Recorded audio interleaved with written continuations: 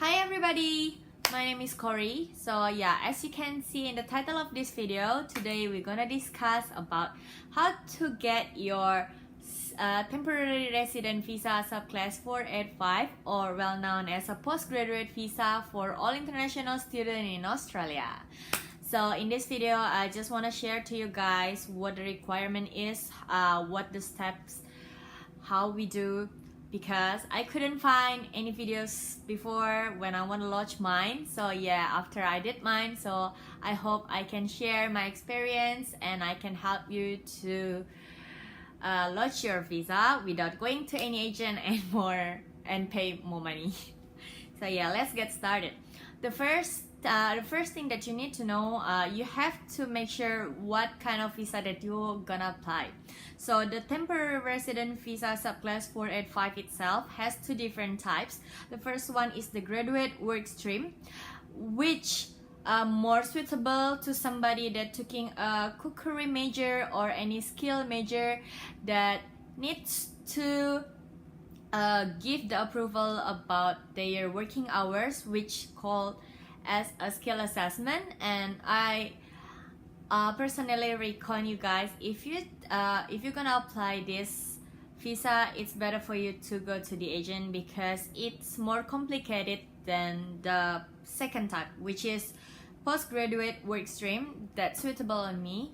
So as long as you have been studying in Australia more than 2 years, you can apply your postgraduate visa. Yeah, so the first step that you need to do for me, I'm starting to collect all the requirements, all the data, all the information that I need to attach on my visa application before, because it's easier after you collect, and then you just have to fill up the application, and then you just have to attach all the requirements, and then it's done. So yeah, we're gonna start from all the data requirements. So there is 10, so I'm actually doing 9. So first one is completion letter, transcript, English test, police check, insurance, passport, national ID, birth certificate, certificate of degree, and then the last one is a photograph. So yeah, let's start from the first two requirement. So it's a completion letter and a transcript. It's basically just super easy, guys. So after you finish your last semester, and then after you know that you make sure you're gonna pass the final exam, of course. So you just have to go to your uni, ask them for the completion letter and then the transcript, and then just saying that I need it for my visa purposes, that I'm gonna apply for my postgraduate visa, and then they just gonna give you because they know what is that. So it's super easy. And then the third one is the English test. I recommend you guys to take the English test maybe 1 month before your expiry date of your student visa. For example, my visa is gonna be expired on January, so I took my English test, which is IELTS, before around December, because as you know, sometimes it's just too hard just to find a seat to do the test. So yeah, it's better for you, even though for example you want to do the test on December, maybe you can start to find a seat on last of November. So you just make sure that you have been secure your seat first, and then you can take the visa, take the test, and make sure that the result is gonna be coming before your visa is expired. So yeah, the English test, there are two types of English test that you can take, so it's up to you. First one is PTE, and then the second one is IELTS. Some of my friends tell me that PTE is easier, but some of my friends tell me that IELTS is easier. But for me myself, because I took an IELTS before when I come to Australia to take my uni, yeah, and my English is not that good, so yeah, I'm just familiar with IELTS instead of PTE, and I think for me, I'm more comfortable to do IELTS instead of PTE. So yeah, for the PTE, it's just gonna take like 3 to 5 days, and it's gonna cost around 340-ish. I'm not really sure about that. I will find out and then put the price over here. And then for the IELTS, there are two types of IELTS. The first one is the paper-based, and then the second one is the computer-based. If you're taking a paper-based, it's gonna take like 2 weeks for the result, which needs more time instead of the computer-based that needs 5 to 7 business days only. So yeah, I took the computer-based IELTS, which cost me 340 Australian dollars. And then yeah, I got my result 4 days or 5 days. They're just gonna email you. They're gonna tell you what your result, and you have to make sure that you have to pass. At least you have to get 6 for each band, because that's the requirement for the postgraduate visa English test. And then the fourth one is the police check. So the police check it's easy as well. I put the link here. Yeah. So you just have to click on that link. I mean, you have to open the link, and then you have to fill up the application, and then you just have to submit. And you have to pay $98 for the police check. It's gonna take like 3 to 5 days to get the statement, and then saying that you are cleared for any criminal, or yeah, at least you're doing well in Australia. It's like you've been good. So yeah, and then the fifth one is insurance. So for the postgraduate visa, they ask you to have an insurance, and I think the cheapest one is around 70-ish. It's EMAN, EMAN. Yeah, $70, but because I don't really know that company, so yeah, I'm taking a Bupa. So I took Bupa Overseas Visitor Cover Insurance, and it cost me $109.62 for each month. But when you apply this insurance, so it's you basically need to apply this insurance to get a letter and saying that you've been joining this insurance, so you can apply that letter, put to the attachment of your application. And if you're going with Bupa, so I still remember that I called Bupa 5-ish in the afternoon, because I just come back to work, and then I realized, oh yeah, I have to get my insurance. So I called them. They sign me up straight away by phone, and then I said that I have to join in an insurance because I want to apply for my visa. So yeah, they know it straight away. I just pay straight away, and then I got that letter straight away as well by email. So it's just super easy if you want to go by with Bupa, guys.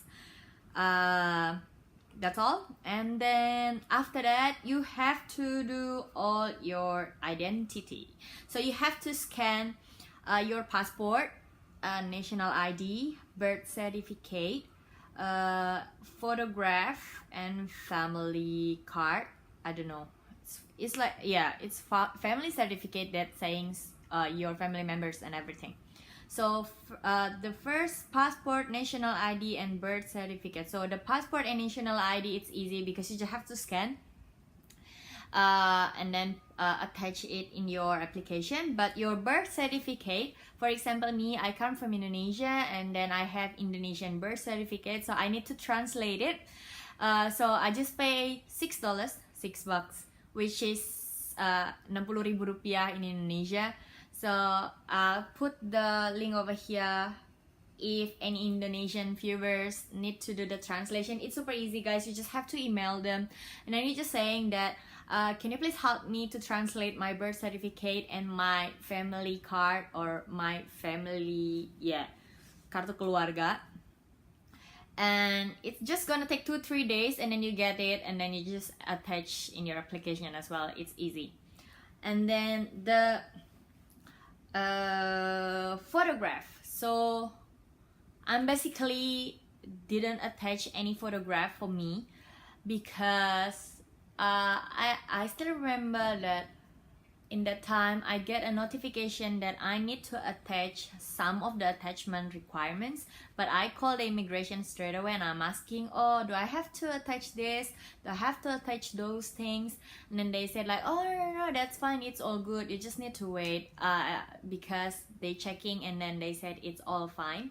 So yeah, I didn't attach mine, but if you guys want to attach the photograph, you can go to a pharmacy. So I went to accompany my friends to a pharmacy in QV, but it closed now. So maybe you can try to go to any other pharmacy or maybe office work, because my friend's office work did it. So you just have to pay around $30, and then it's just gonna take 10 minutes, and then you get yours, and then you might ask them to give you an USB as well, so it's easier for you. You just have to plug it in your computer and then attach it, and it's good. Yeah, so after that, my other friends attaching the family's card as well. Yeah, so but in my case, I just attach passport ID, national ID, and birth certificate that have been translated, but that's all. But my other friends attached the photograph and the family card as well, so I just let you know. Yeah, and then the last one is the certificate of the degree. So you just basically have to wait until your graduation ceremony will be held, and then in that graduation, your university normally give you a certificate that saying you have been finished your degree, what's your name, and then blah blah blah. So yeah, you just have to scan that certificate of degree as well, and then you just have to attach it and approve that you have been studying more than 2 years in Australia, because that gonna say what is your starting date and what's your finish date. Yeah, so that's all the requirements that I've been doing so far.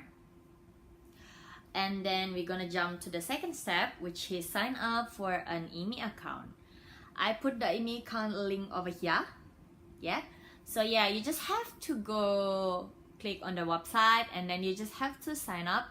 It's up to you if you wanna do and fill up or the application straight away, or you just wanna leave it and then just sign up in the first place. But I highly recommend you guys to save every single pages that you gonna do or you have been do, because if you're not saving the pages that you have been done, you have to repeat again from the beginning.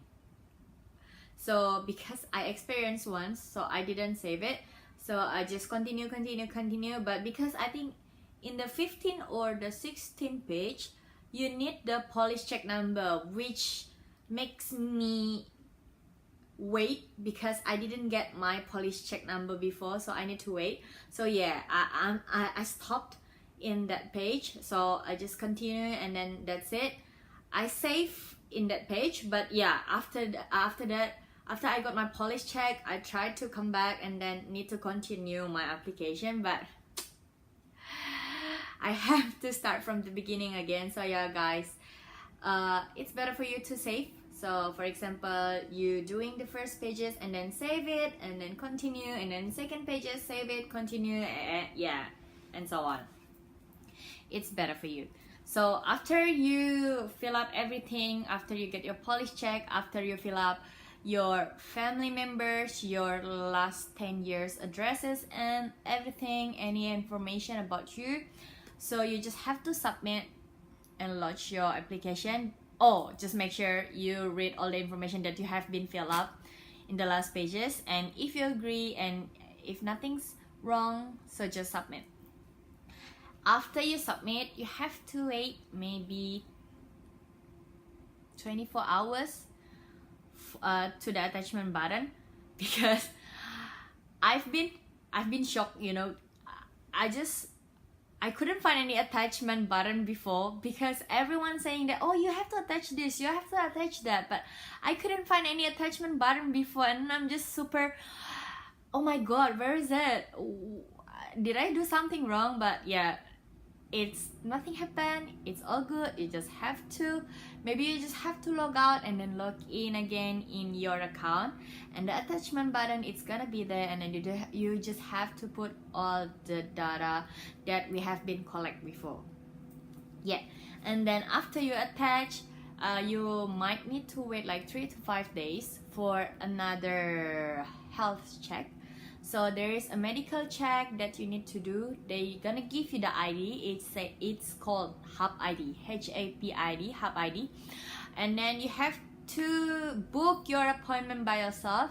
So make sure every time you got any notification in your account or in your email, just try to open. Maybe you get your Hub ID so you can book your appointment straight away. It's gonna cost you. I took a Bupa medical checkup before as well, so it cost me $313.95. And then I don't have to worry about the result because Bupa will attach in my application straight away by themselves, so I don't need to worry about the result. And then yeah, that's it. I just need to wait.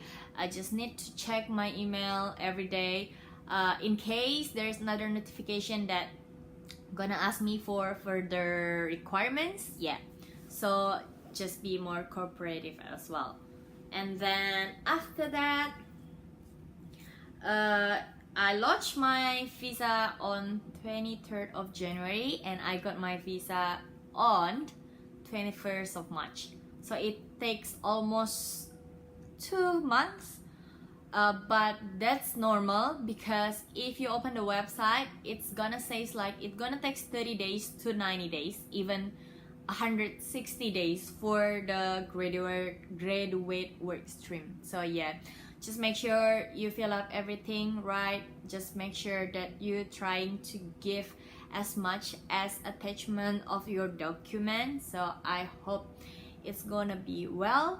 And then yeah, so that's all for the videos today. And by the way, all the price that I've been give in this video is based on January 2019 because I was doing mine on January 2019. So yeah, I just trying to help you guys to find out the price is. So the price it might be slightly different or increase, but I hope you can get the estimate price so far. So yeah, I hope you guys enjoyed the video. I hope these videos can help you to launch your visa and get your postgraduate visa by yourself. And see you next time. Bye. Thanks for watching.